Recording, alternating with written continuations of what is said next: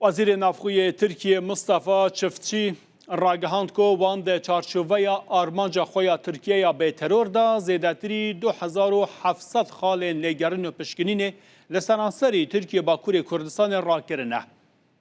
چفتچی دیار کرد کو وکی وزارت او جبو آسایی کرنا جیانا روزانه و حسانکاریان او کارین خواه دکن.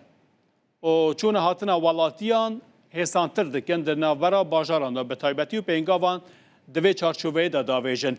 دبیجا کو لگوری آرمانجا ترکیه یا به ترور وان داوی ل 2763 خال نگرن و پشکنین آنی. جوان خالان 2500 ین پولیسان و 203 جی ین هیزن جندرمه بونه. مصطفی چفتچی راگهاند جداسپیکا ای سال و حتی نها به گشتی 134 اندام پکه که جی خور را دستی هیزن وان ین اولهیه کرنه گوت دو کس جوان دنوا لیستا گورو زر یا داخواستگیری اندانه. وزیر نافخوی ترکیه هر وها گوت دبه سروکاتی رجب طیب اردوغان دا به خودکرنا زیدتر یا یکتی و هر وها یا به هفرابونا ملتیوان او ده به بریارداری بر به آرمانجا ترکیه یا به ترور پینگاوان باویش. لترکیه پینگاوا که نوش بو بداوی آلینا پرسا چکداری تی آویتن.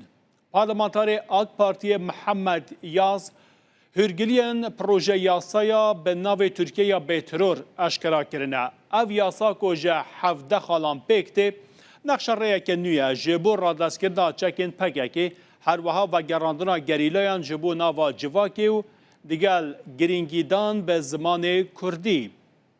وی پارلمانتار آک پارتی ابناو محمد یاز راگهاندیا کو پروژه یاسا ترکیه یا به ترور ده ناوا و مهدا جبو پارلمان ورشاندن.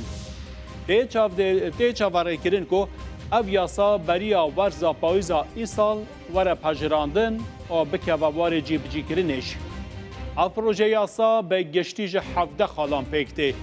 آرمان جاوه یا سرکی جی اون کو را دست کرنو جه ناوبرنا همو چکن پککی پیک آلینا زمینه یکی جبو و گواستنا گریلایان بو ناوا جیانا که آسایی جواکی دا را دست کرنا کمپین لشکری و هر وها والا کرنا چیایان جهیزن چکدار ده چارچوبه یا چارسریه دا ده گرینگیدانا فرمی از زمان کردی جی هبه. هر وها گوتیا کو یاسا به هورگلی بحث روشا شارکرین کرد و شاروانین کرجی دکه وان لگوری چالاکین وان دابش دکه. اوین کو بجداری شار نبونه ده بچن بو ناوا مالباتین خو و اگر ناوا مالین خو جیانا آسایی بکن. اوین کو بجداری شار جیبونه ده جبو ولاته کی سیم بینشاندن یانجی ده لگوری یاسایان را دستی دادگه بینه کرن. شخوا گرتی نهاجی که هنه دبیجه جبو وان گرتیان که نها ده گرتیگه دانه یاسا پلان دکه که جزای وان ورن سوه کرن یانجی هندک وان بین آزاد کرن.